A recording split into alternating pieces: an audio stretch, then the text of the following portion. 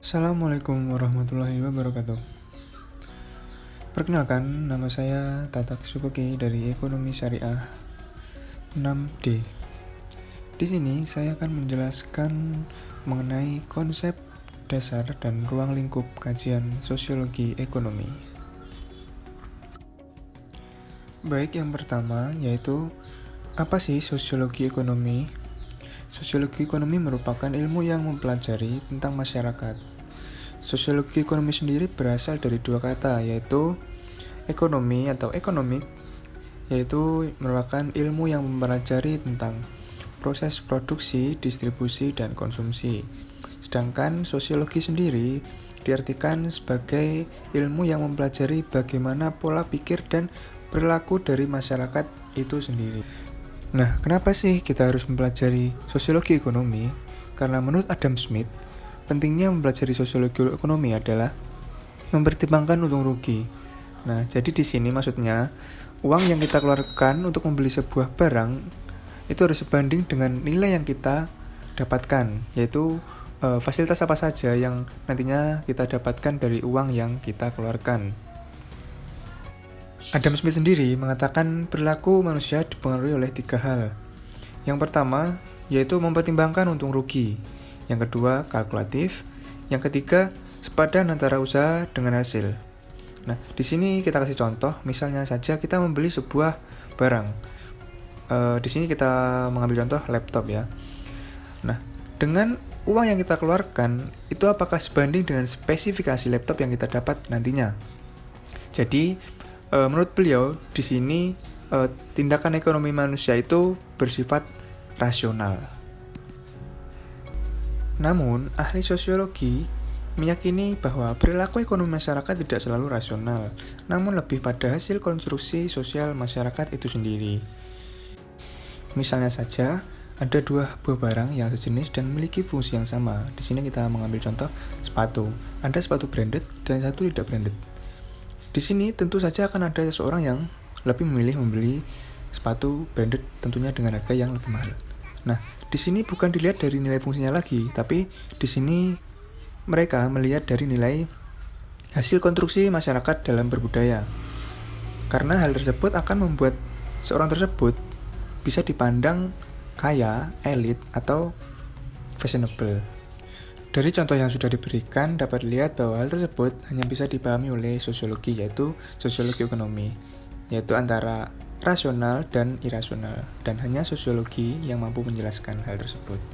Adapun tokoh-tokoh awal yang berperan dalam pengembangan sosiologi ekonomi, yaitu antara lain yang pertama ada Karl Marx, yang kedua ada Max Weber, yang ketiga ada Emil Durkheim.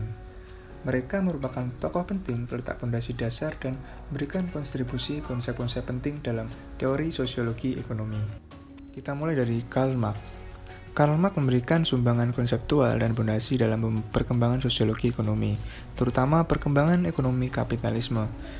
Kapitalisme menurut Karl Marx telah berevolusi menjadi sistem 2 kelas yang eksploitatif, yaitu adanya 2 kelas, yaitu yang pertama ada kelas proletar. Kelas proletar tidak memiliki aset produksi dan modal.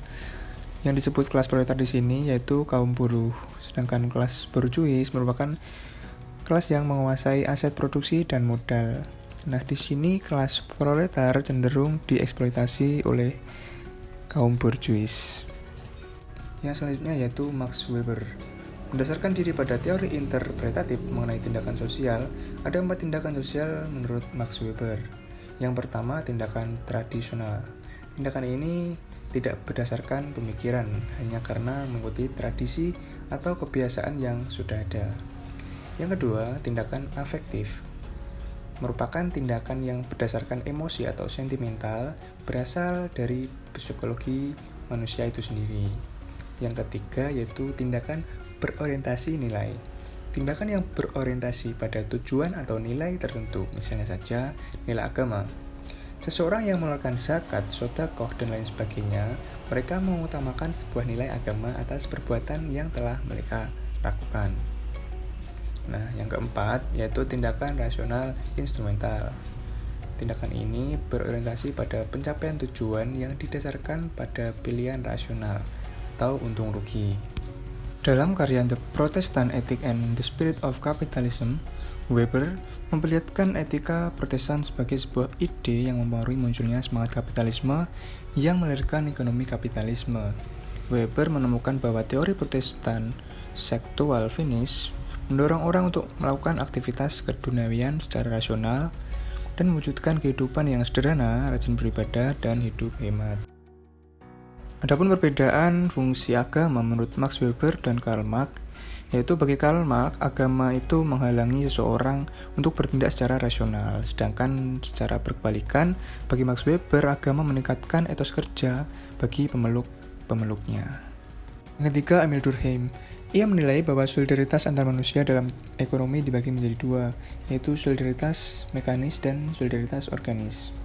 Yang pertama yaitu solidaritas mekanis. Ini mengikat pada masyarakat yang belum mengenal pembagian kerja, belum adanya job desk, dan sifatnya masih bekerja secara bersama-sama. Sedangkan solidaritas organis ini mengikat pada masyarakat yang sudah kompleks dan telah mengenal pembagian kerja sehingga mereka saling ketergantungan antar anggota. Contohnya saja yaitu organisasi mahasiswa. Namun cepat atau lambat solidaritas organis akan menghancurkan solidaritas mekanis. Kenapa bisa seperti itu? Karena emosional antar pihak sudah mulai terabaikan. Demikian tadi adalah tokoh-tokoh yang berjasa dalam meletakkan pondasi sosiologi ekonomi yang dijadikan rujukan pembaruan tokoh sosiologi ekonomi pada masa berikutnya. Kajian di atas merupakan sosiologi ekonomi klasik, yaitu terfokus pada produksi. Selanjutnya, saya akan menjelaskan mengenai sosiologi ekonomi kontemporer atau sosiologi modern yang berfokus pada konsumsi, yaitu pada kekuatan kapitalis yang mempengaruhi konsumen untuk tetap mengonsumsi produk yang mereka tawarkan. Nah, kajian ekonomi kontemporer akan membahas komodifikasi, masyarakat konsumen, gaya hidup, budaya konsumen, McDonaldisasi, hiperrealistis, dan globalisasi. Masyarakat konsumen dan gaya hidup konsumen. Kita sebagai konsumen akan dicetak menjadi masyarakat yang senang dengan konsumsi. Jadi, konsumsi menjadi sebuah gaya hidup atau tren. Salah satu tokoh sosiologi ekonomi modern atau kontemporer, yaitu George Ritzer, menjelaskan bahwa kapitalis menyusun kekuatan besar untuk melakukan penjajahan secara kultural, menghegemoni, dan memanipulasi hasrat konsumen untuk membeli konsumsi barang yang sebanyak-banyaknya walaupun kita tidak membutuhkannya. Ada 4 strategi, yaitu yang pertama, memproduksi kartu kredit, yang kedua, membangun banyak shopping mall, yang ketiga, mengembangkan cyber mall, atau mall digital, yaitu menawarkan 24 jam belanja, misalnya saja ada Shopee, Lazada, Tokopedia, Bukalapak, dan lain sebagainya. Yang keempat yaitu menawarkan berbagai katalog produk di berbagai platform digital, misalnya saja kita sedang membuka sosial media, kemudian keluar iklan produk tersebut. Nah, itulah cara mereka untuk memasarkan produknya.